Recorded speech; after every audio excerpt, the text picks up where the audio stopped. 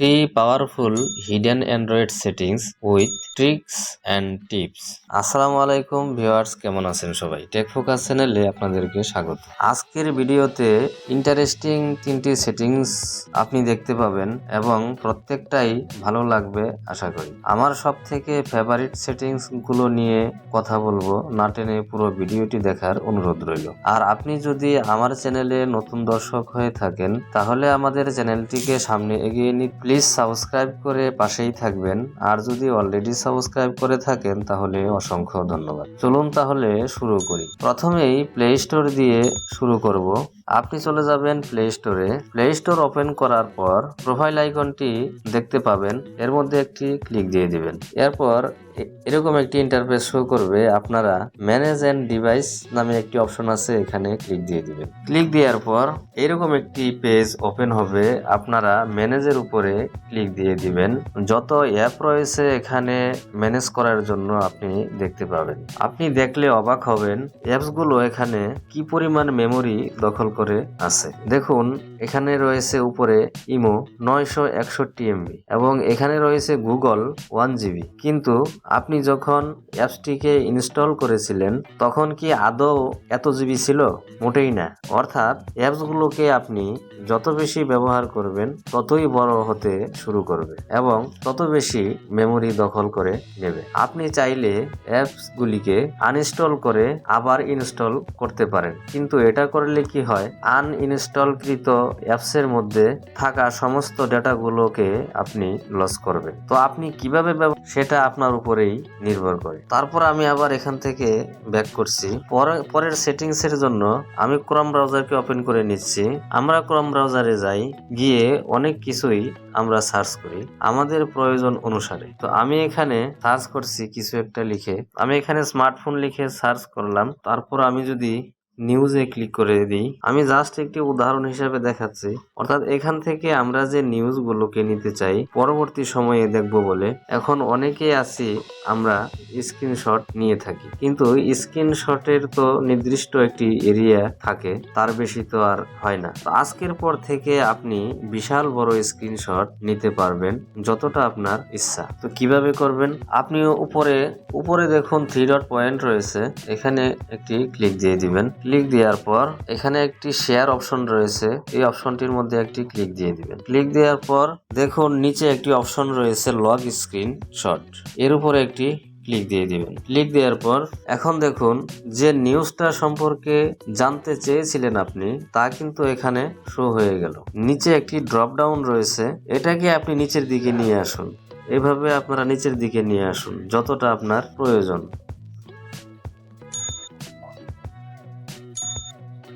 দেখুন এখানে যত বড় আর্টিকেল থাকুক না কেন আপনি এভাবে সম্পূর্ণটা কিন্তু সিলেক্ট করে নিতে পারবেন।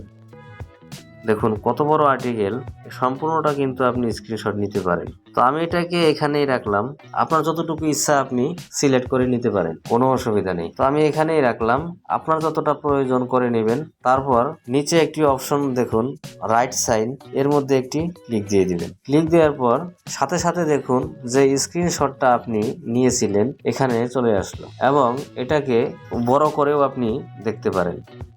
এভাবে আপনি বড় করেও দেখতে পারেন, কোনো ব্যাপার না, আবার ছোট করেও রাখতে পারেন। এবার দেখুন এখানে কিছু অপশনস রয়েছে, আপনি এখান থেকে চাইলে ক্রপ করতে পারেন। ক্রপে ক্লিক করলে আপনি এখানে এভাবে ক্রপ করে নিতে পারেন এবং আপনি চাইলে এখান থেকে টেক্সটও লিখতে পারেন। এভাবে টেক্সটে ক্লিক করে এখান থেকে আপনি কিছু লিখতে পারেন, লিখে আপনি কোথায় রাখবেন সেটাকেও সিলেক্ট করে দিতে পারেন। ধরেন আমি এটাকে এখানেও রাখতে পারি, আপনার ইচ্ছা মতো। ধরেন এখানে আপনি রেখে দিলেন এবং এটাকে বড় করে দিচ্ছি আমি। এভাবে লেখার পর আপনি এখানে রাইট সাইনের উপরে ক্লিক করে দিবেন। তো হয়ে গেল। এখান থেকে আপনি ড্র করতে পারেন।